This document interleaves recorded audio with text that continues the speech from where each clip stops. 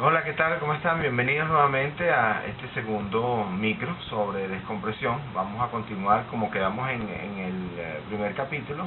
Quedamos hablando un poquito de que era muy necesario la apreciación de la historia y un buen entendimiento del desarrollo histórico y de la fisiología del accidente de descompresión para entender bien el tema en sí y entrar más adelante en esto, ¿no? Vamos a comenzar entonces con un nombre de un señor, no sé de dónde es, pero suena muy alemán porque es von Guericke, pudiera ser también holandés, von Guericke. Él desarrolló con éxito la primera bomba de aire comprimido en 1650, así que todo comienza con este señor que fue capaz de enviar aire a alta presión. Luego el señor Robert Boyle hizo algunos experimentos con animales donde los expuso a una serie de experimentos donde los sometía a altas presiones y luego muy violentamente reducía la presión donde estos animales estaban, y en 1670 reporta por primera vez sus experimentos. En estos reportes aparecen las primeras descripciones del accidente de descompresión cuando el señor Robert Boyle pudo ver burbujas moviéndose en el humor acuoso de una víbora, de una serpiente, de una culebra. Cuando veía esto, también notaba cómo la serpiente se retorcía furiosamente y lógicamente estaban apareciendo gran cantidad de burbujas en su sangre y en sus tejidos blandos. Esto es en animales. Luego en el ser humano, los primeros reportes de estos accidentes ocurren en 1841 con un señor de apellido Trigger, creo yo que más bien debe ser la pronunciación porque era un señor francés. Este señor en 1841 diseña y construye un caizón. Este caizón se utilizaría para hundir pilotes en un piso húmedo en la construcción de un puente que iba a unir las riberas del río Loire o Lorraine. No lo tengo muy claro como Loire se escribe, pero no sé su pronunciación bien. Loire. Y esto estaba cerca de Chalons en Francia. Entonces, por eso pienso que este señor Trigger era un señor francés. Dos trabajadores que estaban con él experimentaron fuertes dolores después de emerger de su turno de 7 horas de trabajo bajo presión. Entonces el señor pues hizo sus anotaciones y hizo esa descripción por primera vez en un ser humano en 1841. Alcanzaron una mejoría. En ese tiempo le daban friegas con alcohol en el área que les dolía, y esto se convirtió en la antigüedad en una especie de tratamiento fijo de alguien que sufría de esto. Era una rutina principal en la atención de todos los pacientes que sufrían el accidente de recompresión en la antigüedad: fregarles con alcohol. Luego un señor de apellido Paul y Wettel,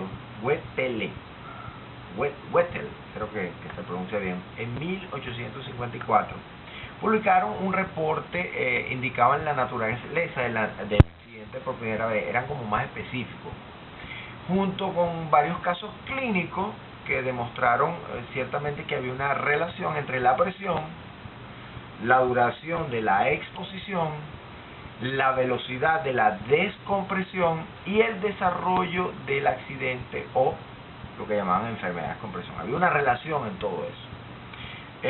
Más adelante, Hoppe Seyler, es un solo nombre compuesto por la palabra Hoppe Seyler con una raíz en el medio.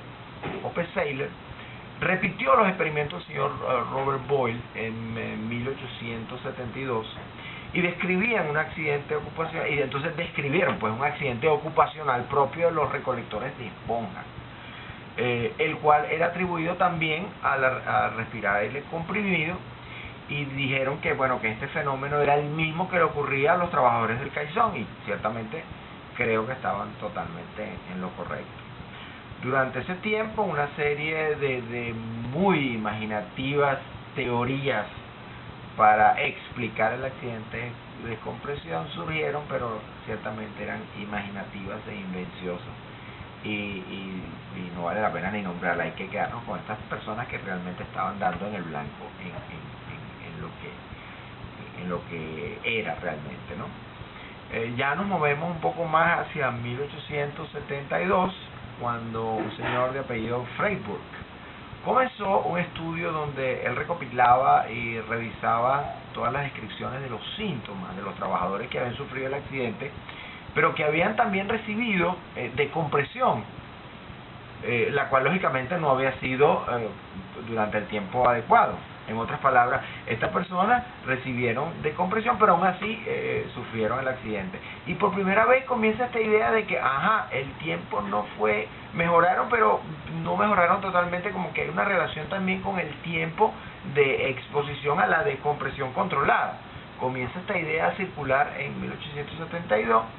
Hizo una comparación de las manifestaciones clínicas de varios casos severos y varios casos fatales, y los comparó, estos casos severos y fatales, los comparó con lo que ocurría en casos clínicos con embolismos que se producían por aire en el sistema venoso, en casos que no eran de descompresión, sino casos de obstetricia y casos de cirugía. Estamos hablando de los años 1870 y pico, no ahora.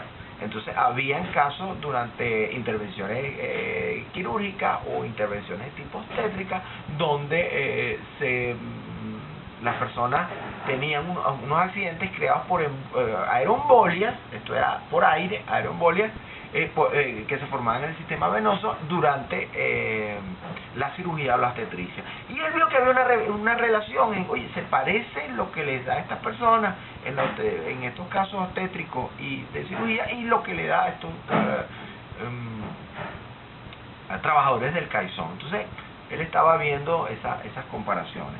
Llegó a la conclusión de que la rápida descompresión provocaba una salida del gas.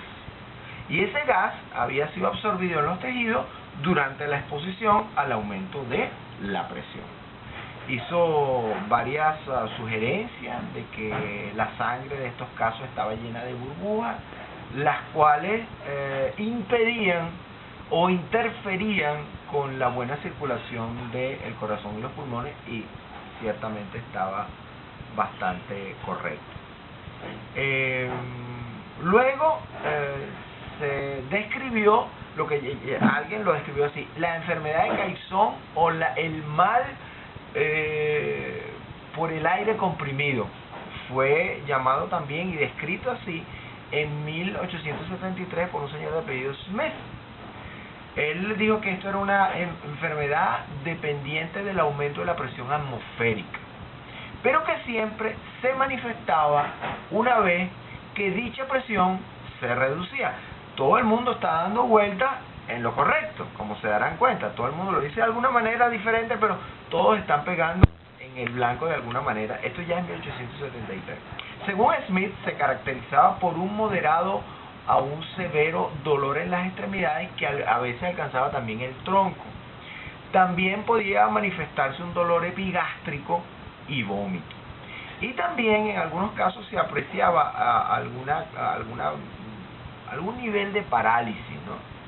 Se manifestaban generalmente estas parálisis en la parte baja del cuerpo. Las personas pues tenían dificultad de movimiento, y también habían síntomas relacionados con el cerebro, los cuales incluían los dolores de cabeza, los vértigos, convulsiones y pérdida de conocimiento también aparecían. Bueno, por hoy termina el micro número 2. Espero que les haya gustado. Sigan sintonizando, sigan buscando, que voy a seguir diciendo más. Aún estamos en historias.